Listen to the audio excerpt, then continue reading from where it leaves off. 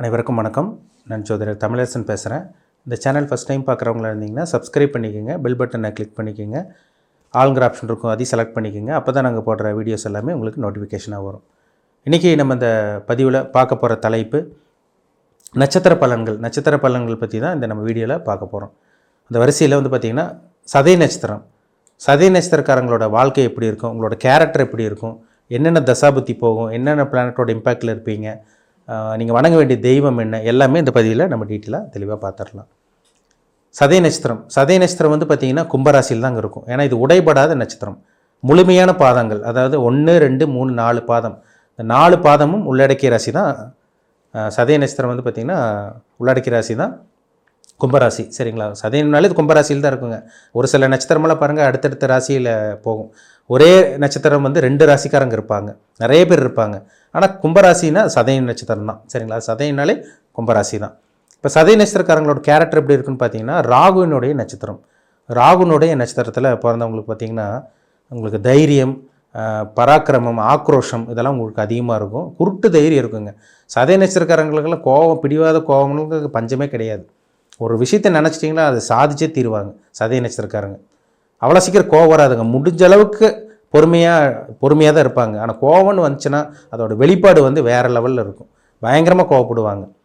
அதேமாதிரி ரகசியத்தை காக்கிறவங்க சதய நட்சத்திரக்காரங்க பாருங்க, ரகசியத்தை காப்பாங்க. ஏன்னா ஒரு ராசி சின்னம் என்ன, குடம், பானைன்னு சொல்லுவாங்க. பானை, அந்த பானைக்குள்ளே அந்த குடத்துக்குள்ளே என்ன இருக்குது, என்ன பொருள் இருக்கா, வேறு என்ன இருக்குது, அது உங்களுக்கு மட்டும்தான் தெரியும். ரகசியத்தை காக்கிறவங்க சதய நட்சத்திரக்காரங்க. நிறைய நண்பர்கள் உங்களுக்கு இருப்பாங்க, நிறைய சுற்றி நிறைய நண்பர்கள் இருப்பாங்க. ஏதோ ஒன்று நீங்கள் சும்மா இருக்க மாட்டீங்க, ஏதோ ஒன்று நீங்கள் பண்ணிகிட்டே தான் இருப்பீங்க, ஏதோ ஒரு ஆராய்ச்சி பண்ணிகிட்டே இருப்பீங்க. ஏன்னா உங்கள் ராசியோட தன்மையே அதே தான், இந்த நட்சத்திரத்தோட குணமே அதுதான். கும்பராசி சதய நட்சத்திரம். இது ராட்சச கணம் கொண்ட நட்சத்திரம். குணம் கிடையாதுங்க, கணம். ஏன்னா ஒரு சில பேர் குணம்னு நினச்சிட்டு இருக்காங்க. ராட்சச கணம், கணம்னு சொல்கிறாங்க பார்த்தீங்களா, அதுதான் அந்த ராட்சச கணம் கொண்ட நட்சத்திரம். பெண்கள் எல்லாம் பார்த்திங்கன்னா சதய நட்சத்திரக்காரங்களாக தான் பயங்கர கோவக்காரங்களாக இருப்பாங்க. அவ்வளோ சீக்கிரம் வராதுங்க, மந்த கட் அண்ட் ரைட்டாக பயங்கரமாக இருப்பாங்க. ஆனால் அது ஒன்று இருக்கும். இந்த நட்சத்திரத்துக்கு ஒரு சில விஷயங்களும் இருக்கும். சரிங்களா? சில நன்மையான விஷயம் என்னென்னா தெய்வ வழிபாடு. கும்பராசினால பாருங்கள், இறை வழிபாடு, தெய்வ வழிபாடு, ஆன்மீகவாதின்னு சொல்லலாம்.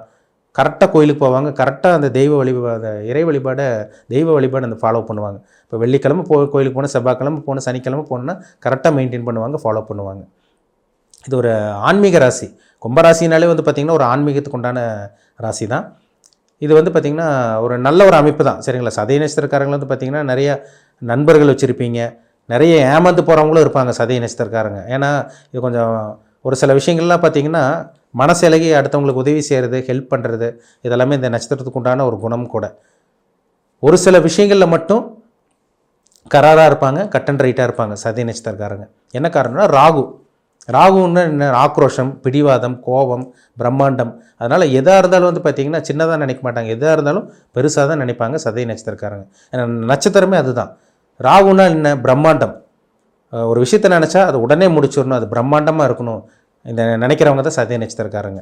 இப்போ இந்த நட்சத்திரத்தை பார்த்திங்கன்னா பிறக்கும் போதே உங்களுக்கு ராகுதிசை நடக்கும். பிறக்கும் போதே ராகுதிசை முடிஞ்சு 2வது உங்களுக்கு குருதிசை வரும். சரிங்களா? ஒரு சில பேர் பிறக்கும் போது ராகுதிசை 10 வருஷமும் ஒரு சில பேர்த்துக்கு நடக்கலாம். ஒரு சில பேர் 17-18 வருஷமும் ராகுதிசை நடக்கும். 1ஆம் பாதத்திலலாம் பிறந்தாங்கன்னா. இப்போ 2ஆம் பாதத்தில் பிறந்தாங்கன்னா உங்களுக்கு அப்படியே கம்மியாகும், உங்களுக்கு வருஷம் கம்மியாகும். இதை 3ஆம் பாதமெல்லாம் பிறந்தீங்கன்னா உங்களுக்கு அப்படியே கம்மியாகும், உங்களுக்கு 7 வருஷம் 8 வருஷம் அந்த மாதிரி தான் உங்களுக்கு ராகுதிசை வரும். இப்போ இந்த ராகுதிசையில் உங்களுக்கு சின்ன வயசில் பார்த்திங்கன்னா மேக்சிமம் சதய நட்சத்திரக்காரங்க வறுமையில் தான் இருக்காங்க.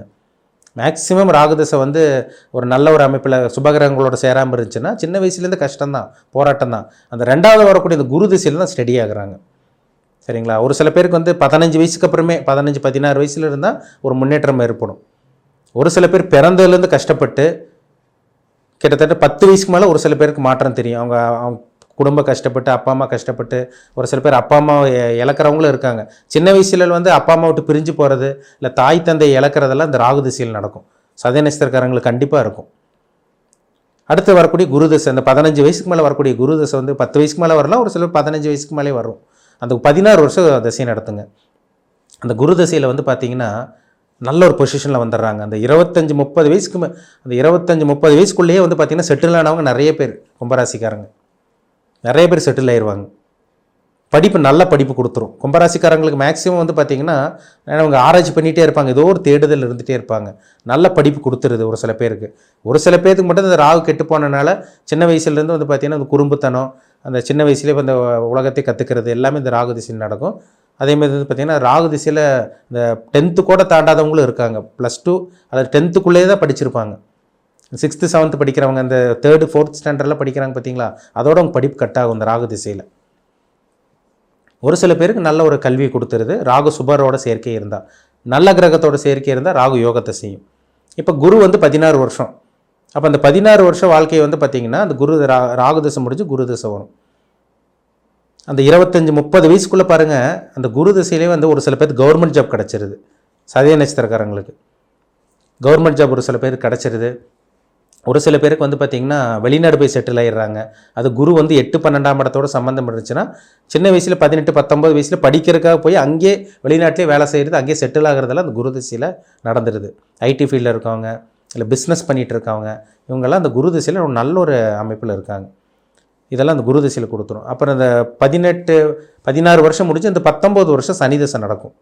அந்த 19 வருஷம் சனி திசை தாங்க உங்களுக்கு வாழ்க்கையை புரட்டி போடக்கூடிய திசை.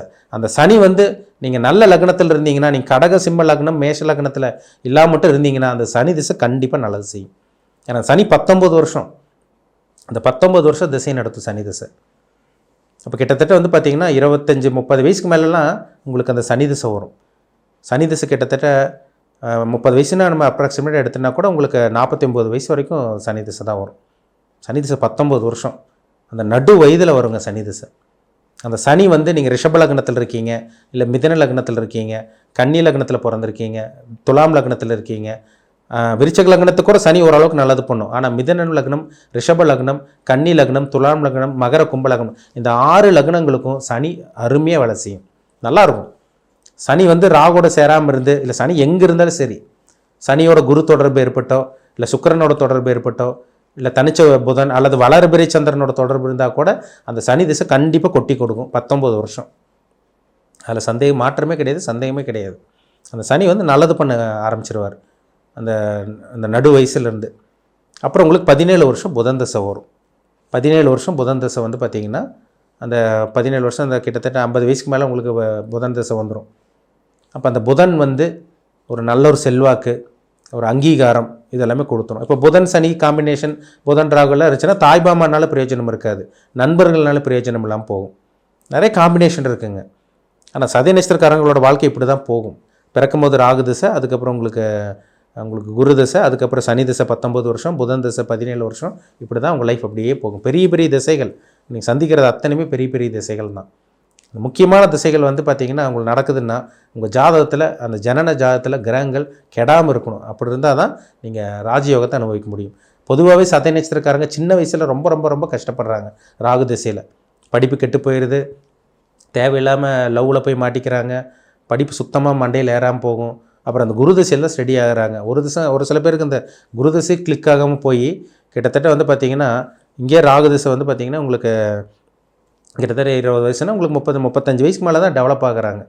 அந்த குரு திசை கெட்டு போனவங்களுக்கெல்லாம் பார்த்திங்கன்னா அந்த சனி திசை தான் ஒரு நல்ல ஒரு திசையாக இருக்குது. நடுத்தர வயது தாங்க உங்களுக்கு, ஒரு மிடில் ஏஜ் நடுத்தர வயதில் தான் உங்கள் வாழ்க்கை மாறதை உங்களால் பார்க்க முடியும்.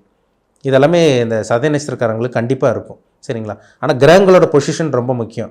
கிரகங்கள் நல்லா இருந்தால் நல்லது பண்ணிடும், கிரகங்கள் கெட்டு போச்சுன்னா கண்டிப்பாக கெடுதல் பண்ணும். நிறைய பேர் சொல்கிறாங்க, சார் சதய நட்சத்திரத்தை நாங்கள் பிறந்ததே வேஸ்ட்டு, நாங்கள் கும்பராசியில் பிறந்ததே வேஸ்ட்டுன்னு சொல்கிறாங்க. அப்படிலாம் கிடையாதுங்க. உங்கள் ஜனன ஜாதகத்தில் கிரகங்கள் நல்லா இல்லாமல் இருக்கிறனால தான் நீங்கள் நல்லா இல்லாமல் இருக்கீங்க. கிரகங்கள் நல்லா இருந்துச்சுன்னா நீங்கள் பிறப்பு முதல் இறப்பு வரைக்கும் நல்லா இருப்பீங்க. நடுவில் அஷ்டம சனி 7.5 சனியில் தான் பாதிப்பு இருக்கும். மற்றபடி பிளானட்டோட பொசிஷன் நல்லா இருந்துச்சுன்னா கண்டிப்பாக நிறைய கும்பராசினியர்கள் சதய நட்சத்திரக்காரங்க சாதிச்சுட்டு தான் இருக்காங்க. அது ஆன்மீகத்தில் இருக்கவங்க நிறைய பேர், இறை வழிபாடு ஆன்மீகவாதி நிறைய கும்பராசிக்காரங்க இருக்காங்க. அந்த சதய நட்சத்திரங்கிறது ஒரு நட்சத்திரமே ஒரு நல்ல ஒரு நட்சத்திரம். ஏன்னா ராகுவோட நட்சத்திரம். கோபம்னு வந்தால் கோபம் வரும், திறமைன்றது அந்த திறமையை வெளிக்காட்டுவாங்க, பொறுமையாக வெளிக்காட்டுவாங்க, அவசரப்பட மாட்டாங்க. ஏன்னா நிதானமான ராசி.